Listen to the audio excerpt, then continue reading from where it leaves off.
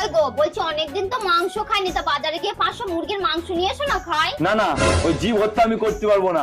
আরে আমাদের যেরকম পরিবার আছে ওদেরও তো এই মুরগিদের পরিবার আছে নাকি? হ্যাঁ, আর শোনো, এরকম করে আর হবে না। তুমি এমন একটা কাজ করো যেন মানুষ সারা জীবন তোমাকে মনে রাখে। ও তার মানে আমাকেও কারো না কারো বোনই পালাইতে হবে। বলছি শোনো না, আই লাভ ইউ। এক চড়ার হাগরের আগে হাওড়ায় পৌঁছাই যাবি। একটু আসতে মেরো না, আমার না দমদমে একটু কাজ আছে।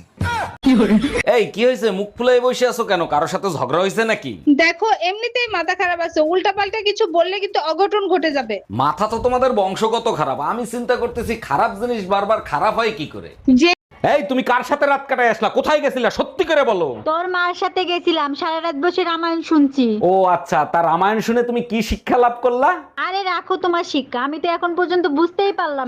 এই কি হয়েছে, মুখ ফুলাই বসে আছো কেন? আজকেও কি মার সাথে ঝগড়া করছো নাকি? ঝগড়া করি নাই, তোমার মা আমাকে অভিশাপ দিছে। মা তোমার অভিশাপ দেবে কেন? কি হয়েছে একটু খুলে বলো তো। মা আশীর্বাদ করছে আমার মতো বউ জানি তুমি পাও, আর আমার মতো শাশুড়ি হয়ে সারা জীবন শান্তিতে থাকো।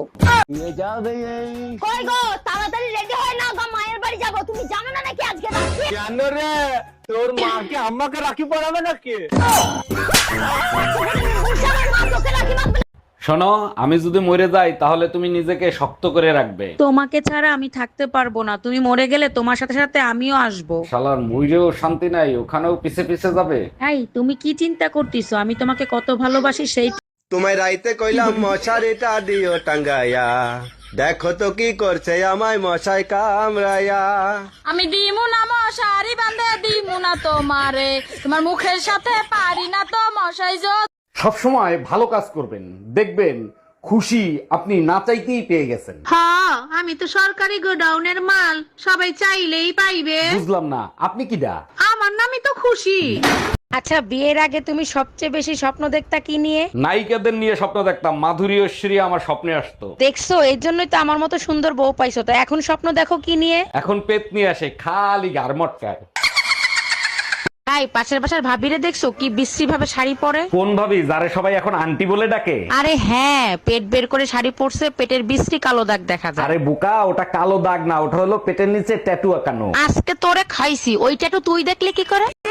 শুনেছিলাম মানুষ মাত্রই ভুল হয়, কিন্তু শ্বশুর ঘরে এসে বুঝলাম ভুল শুধু বইয়েরই হয়।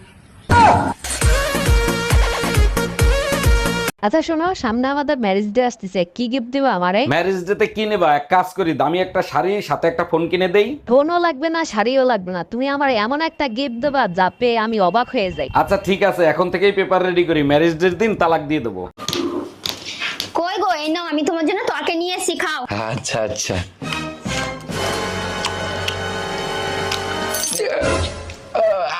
আচ্ছা বলছি, এই তরকারিটার নাম?